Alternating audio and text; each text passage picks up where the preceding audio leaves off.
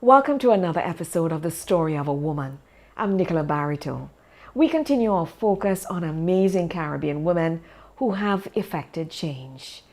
Women in the arts, culture, history, politics, leadership, the environment, finance, women who empower, women who make a difference.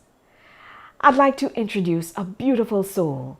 I just want to say Peter, but she is a strong Caribbean woman and she's making sure that the world knows about our Caribbean history. I'd like to welcome Fiona Compton. Fiona, thank you so much for joining us. Tell us a little bit about your Caribbean heritage. Thank you guys so much for having me. My background is that I am St. Lucian born and bred, and I spent my entire childhood in St. Lucia, and I grew up in a household of very patriotic parents. So in that aspect of my father being in politics and my mother herself being a creative, and she was part of like the archaeological society and things. So even though I was a young child, when I wasn't paying attention to the history and culture, I was still surrounded by it, my mother having like maps, like old maps in the house and old pictures and, things like that. And just the way they kind of spoke to me about having national pride, regional pride. And it's only, of course, when you get older, you start to appreciate these things. And then that carried on into my adulthood. And I've been living in the UK for the past 20 years now. And, I've never left, in my opinion, never left the Caribbean because it has been my goal to fully be a voice of my people and to bring out our stories and instill that kind of national and regional pride that my parents gave me. Fiona, what was the motivation behind the Know Your Caribbean series? Was this your first venture as an historian? So Know Your Caribbean is an extension of the work I had decided to go on to when I started my journey through like my professional career. So I studied photography in university in London. And because I wanted to be a creative, but still be able to be employed, because to be a painter and things like that is very difficult to find employment. So I said, okay, if I'm a photographer, I can still be employed by magazines and newspapers. But my degree course, the representation of Blackness or just persons of color was very reductive. There were a few scatterings of British Jamaican photographers. And, I just felt there wasn't an extensive voice on how Caribbean people were represented in the world of art. And I left the degree feeling very frustrated. And I said, I'm going to dedicate. So that frustration led me to me dedicating my career into saying, hey, I want to kind of bring our stories to life. So I had been a photographer for many years, and I've like created like many projects and stuff and been very involved in the Caribbean community, both in the UK, in the USA, and back home. And it has always been something I continuously wanted to do. And then as a photographer, I wanted to add more meaning to my photographs. It was more that with social media and, the improvement of phones, you can't just do pretty pictures anymore. And I wanted my work to have context. So that's how I started to get into looking at history and so on. And then I also have to give, a lot of recognition to my mother, because she's a collector and she collects old postcards. So loads of beautiful old postcards of the Caribbean from like over 100 years ago, 120 years ago, seeing photography of my people and how we used to dress, how places used to look like over 100 years ago. I didn't know that these things existed. And because she wasn't very tech savvy, she used to send me on eBay to go and bid on these cards. And that's how I started to get really involved in kind of the visuals behind our history as well, not just reading. And I decided to post a few of them on social media. And then I started to kind of have just increased curiosity. The more you learn, like it was very childlike of this going down this rabbit hole of the history. So that's kind of how it started. That's the journey. But then I think one of the main catalysts as well was the earthquake in Haiti in 2010. And it was that's that disaster was very impactful to me because I knew very little about the history of Haiti and the importance of Haiti. And funny enough, one night I was listening to a Jamaican pirate radio station, and someone had called in and they said, it is because Haitians practice in voodoo. This is why they've had this earthquake that's killed hundreds of thousands of people. And I thought that was a very unfair comment, but there was a lot of agreement on that. And then I just started to do my own research, and I found an amazing essay by the great Sir Hilary Beckles, amazing Bajan historian. And the essay he wrote about Haiti's history in terms of Black Revolution, in terms of them achieving the dream that we all wish we could do if we could teleport ourselves back and go back to the days of slavery and overcome massa. And Haiti did that. And the fact that we have this very negative outlook on Haiti, it's not just Donald Trump. We also have, been very, disrespectful to Haiti, and we don't show them enough love, our Haitian family, and understanding what they've done and the impact they've had on the world and on us. So Haiti's revolution, inspired a catalyst of other revolutions that happened in the Caribbean that led to abolition. And it's really important for us to know these stories. And like the same way how like we can get so involved in period dramas or things like Game of Thrones and all of these back and forth, our history is very much that. And then this is what led me down this rabbit hole of, because I hated history in school. And then I think it's the way you tell the stories as well. And the stories were told with very little passion and from a very colonial perspective as well. And then kind of now looking at it with like fresh eyes. And so that's how I started Know Your Caribbean. And I understand too that people don't have time to read, and that's okay.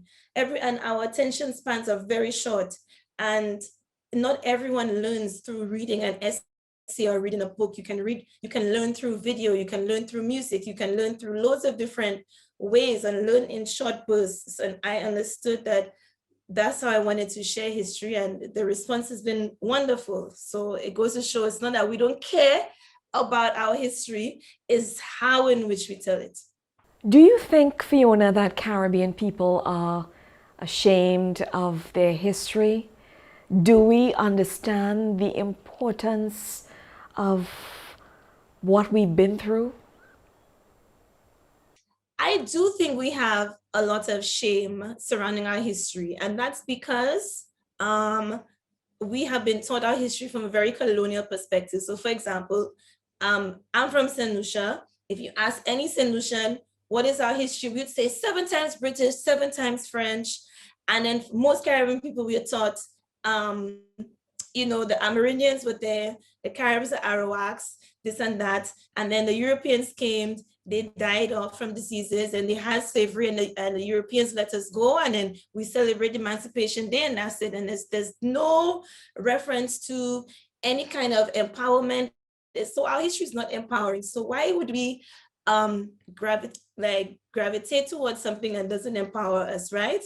So that's why we will know more maybe about Malcolm X, and hold on to maybe the one Marcus Garvey and Selassie and things like that, because these are empowering people in our history, and we just don't know that we have those people in every single Caribbean nation, but it's just that we're not told in that way.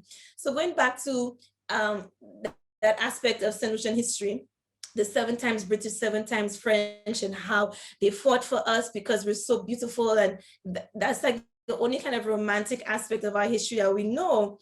And then understanding that the reason why we're 7 times British, 7 times French is because it was for slavery. It was a profitable country. It wasn't about essentially its beauty. But then even not understanding that within all of this fighting between these Europeans, that St. Lucians had their own revolution in 1795 and were able to stop slavery in St. Lucia for almost 3 years. So I never knew that. I was a big, as we say, hardback woman when I found out this information. And I felt ashamed and sad at the same time that they had all of these heroes and all of these things. And I'm just looking at Black American history for me to try and find empowerment, and it exists in my very own country. So I think it's how in which the stories are told is from a very, very colonial perspective. The British did this, the French did that, the Spanish did that, and then there's 400 years of slavery of us saying yes, massa, and then the good white people let us go. And there's no empowerment in that. So why would we gravitate or want to feel encouraged to learn about ourselves in that way? So it's not that, I just don't think it's that we don't care about or we don't want to know. Is why would you go towards a narrative about yourself like that? Fiona, you were born and bred in St. Lucia. So you understand freedom. I mean, that speaks volumes. Let me just be frank. Your first dose of racism, what was that like? Obviously my journey will be different because I'm very light skinned. So, I have to recognize, I wouldn't call them advantages, because just because maybe someone may not call me the N-word to my face or whatever, that doesn't mean I'm living necessarily in advantage. Because to me, if I'm seeing my people being treated in a certain way, and just because I haven't been directly told the N-word or something abusive, doesn't mean that I feel some sort of privileged way, because it affects me also, because I'm very mindful about how my community is treated. So, I've never had any so-called like blatant kind of altercations with people about it. I've witnessed things. I have involved myself in things, but I think there was one, and I think, of course, you cannot, one of the things they would say in the UK is they call you a black something, something, something, right? And because my skin is so light, it's very difficult for them to say that, because my skin is not, essentially black per se, even though I am a Black woman and I identify myself as a Black woman. So visually, when they're looking at me, it's very difficult for them to kind of launch this specific attack because my skin is very light. Having said that, there was an instance of, I was working in an office. Now, as you can see how I'm dressed, like big earrings, I like colors, and I was working in a corporate office and as a photographer, and I'm the main photographer for events which are corporate, very financial, insurance based. So lots of men in suits, and there are virtually no people of color in that company. And the people that I'm photographing would have been all white and male. So I was photographing this event. Now, normally when I'm in the office, I may dress like this because I'm not photographing a corporate event. But as a photographer, for those of you who notice photographers at events, most of the time photographers were all Black. They are very indiscreet, because you're supposed to be coming and maneuvering around crowds and not draw attention to yourself. And that's how I used to dress when I go to corporate. So all Black, flats, no earrings, hair tied back and everything. And I was photographing this very small event and did it so and so, but I'm using like a large camera. So, cameras, you changing the lens, you put in the flash, you might change something. So it might be a little bit noisy. And at the end of the event, the event coordinator said, Fiona, thank you so much. You were wonderful. Fine, no problem.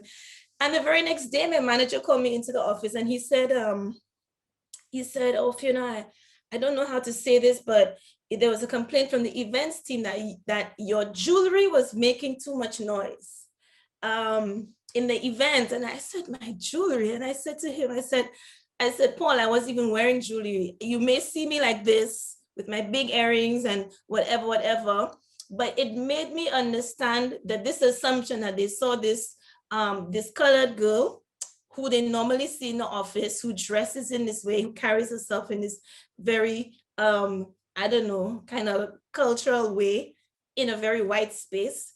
And the instant assumption, and it wasn't my equipment and my big lenses and so on was making the noise. It was the thing that was visually garish to them. So that was the only thing that they could pinpoint could be making the noise in the event.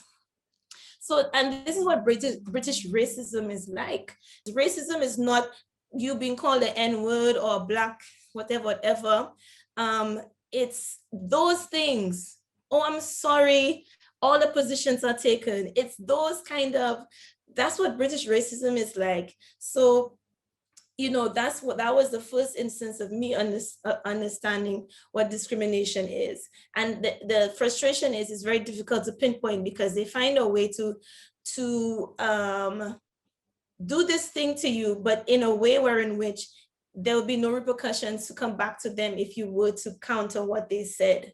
Because of course I said to him it was my equipment, and he says, oh, well, I'm just letting you know what they fed back and whatever, and be mindful next time kind of thing. But they make it very difficult for you to be able to counter it because they're actually quite aware of it. So that's British racism for you. Women supporting women. Where do you stand on that? I think that this whole concept that women don't support women, that we have this nature of being very catty and very underhanding against each other, especially in the workplace. I think in many instances that's unfair because women have been my most unequivocal number one supporters, actually. If you look at Know Your Caribbean, I can tell you hands down for the entirety of the page, which has now over 140,000 followers, 80% of that are women. Women message me very positive messages. Women message me to say thank you. Women will stop you on the streets and also thank me and be very positive and very encouraging to me. Women buy the merchandise, women subscribe to the Patreon, they literally put their money where their mouth is as well. It's not just lip service. So I just think that women have been given a bad rap. And of course there are, instances where there is jealousy and, there is, negativity or like women fighting. But from my personal experience, and also adding to that, I have an amazing circle of Caribbean women who are my close friends, who are incredibly supportive of me. And they're not an echo chamber where they just tell me what I like to hear. They hold me accountable for things, and that is also being supportive, but they do it in a constructive way. So they critique me, they push me to grow in a very positive way. So I would say that we've just been given a bad rap. And then when you have a closer look, but I really do think that women have been hands down my number one supporter. Fiona, your biggest hurdle or your greatest battle and your greatest achievement? My biggest hurdle is probably myself. I think, maybe sometimes I can let things get to me. I think my biggest hurdle being a historian now is dealing with the emotional impact of the work. Because looking at Know Your Caribbean, I try to be very mindful about how I make people feel when they're receiving information. So our history is surrounded by a lot of trauma, and I read through a lot of it, and sometimes it will get me really, really low. And I have to learn how to kind of manage myself. And I was speaking to another historian. She said that historians are really, especially Caribbean historians, are suffering from PTSD and having to navigate around that. And I think that as much as I may let my personal emotions get in the way of the long-term goal, because of course there are things that I read that can be quite hurtful. So I'm doing my best to manage around that. And of course, procrastination, distractions. I mean, I'm sure like I waste so much time in a day. And I think in that aspect, I am my worst enemy. So that I am my biggest hurdle, I should say. In terms of my biggest achievement, it's very hard to say because, people can look at awards and accolades and things like that, but I think my biggest achievement is reconnecting to my heritage. it is the thing that really lights up my heart. It really lights up my spirit. It gives me more a sense of meaning and a sense of fulfillment than anything else. And I've done amazing things. I've had my own fashion show at London Fashion Week, Jamaica Fashion Week. I've won awards, and it's not to say that it's not to boast or anything, but it's obviously these things are quite big deals. But I find so much beauty. Like, for example, this week someone sent me a picture of, a stilt walker, Moko Jumbi from Barbados from the 1800s. And this is old photograph of, and it looks like, very Victorian, very old, the long dresses and everything. And it was like the most beautiful thing I'd ever seen. And that filled my heart more than any award or things. So really reconnecting to my culture has been, I think, my greatest achievement. And the good thing about it is, it's that it is something that's continuous. It's not just a moment, but something that I can continue on for the rest of my life. What's your message, Fiona? What do you want to say to us? My message to women, Caribbean women, is to really, really, really believe in and understand the beauty and the magic of you. We honestly are the ones who, the glue, we honestly are the glue to society. We are the mothers who shape the sons, the mothers who grow the daughters, and those who don't have children. We are the game changers, the managers. We do everything. We honestly are the magic, and we really need to understand that value. And I saw something to say that said, if you do not understand your own value, then you are allowing someone else to put their version of value on you. So if you don't say, I'm worth $5,000 or whatever, someone can tell you, say, she's worth $5, and apply that value. And I think it's about us Caribbean women collectively holding that value to ourselves and holding each other accountable to maintaining a certain standard of value for ourselves. And we can only grow and progress from that. That's what I'd say. Thank you so much, Fiona. This has been The Story of a Woman, Fiona Compton. A special thank you to our partners, WeArc, Ashley Home Furniture Antigua, and One Caribbean Television.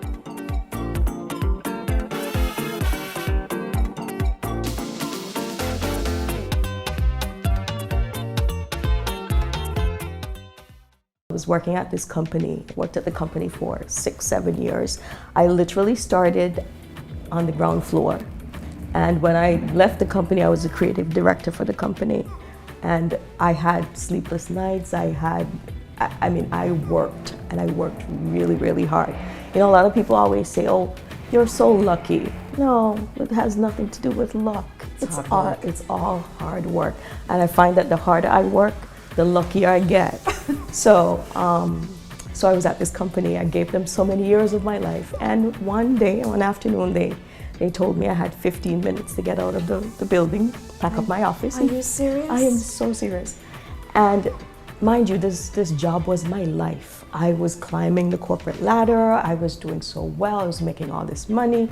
I was actually teaching at the college I used to attend. And it's like a rug just got pulled from under me. And I remember just bawling that afternoon. And I had just gotten married. And I called my husband, and I was crying on the phone hysterically. And he said, babe, we'll be fine.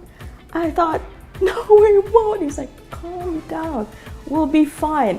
And sometimes we as women, we take men for granted, but there is nothing, we should not underestimate the power of having someone, a man, or even anyone, a partner who is supportive.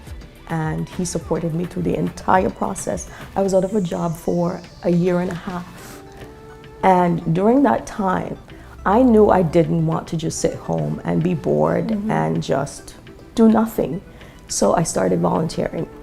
And I remember my mother used to tell me this thing when I was younger, when I couldn't get the things that I wanted. And she used to say to me all the time, life is much more than you. at the time, you know, you're young, and I rolled my eyes at her like, okay, I wanted these fancy pair of shoes because I'm a shoe freak. And she would say, no, life is much more than the wants and your desires. And I never understood what that meant until I got older, until I started volunteering. And I used to go to these senior centers. I loved going to the senior centers. And there's so much I learned from the seniors. It amazes me how much they know and how much wisdom and their experiences. And I wish that sometimes that we as young people would just soak up all that they have, because they have so much to give. They've lived it. Everything that we've probably been through, they've been through it. And I volunteered, and every day I would get up and I would go to the senior center, or I would go to a pantry. And that's when I realized, Kathy, you have so much to be thankful for. If you want to just recognize how much, you know, that you're blessed, go to a food pantry or go to a homeless shelter. The things that we take for granted, something as simple as toilet paper or a pair of socks that we take for granted. I buy toilet paper in bulk. I don't ever think about, you know, where is my next roll of toilet paper coming from? No. And the people who live in these shelters and the people who have to go to a pantry, they think about that every day. So sometimes we just have to be so grateful for the things that we have.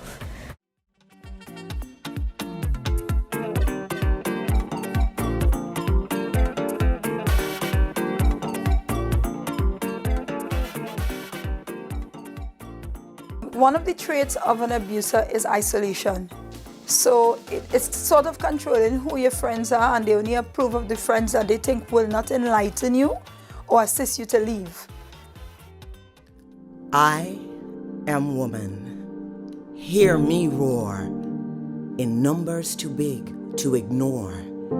Yes, I've paid the price. If I have to, I can do anything. I am woman. Here at West Indies Oil, we recognize the contribution that women make to our country and our society as a whole. And therefore, we'll continue to provide opportunities for women to play key roles in the growth and success of this company.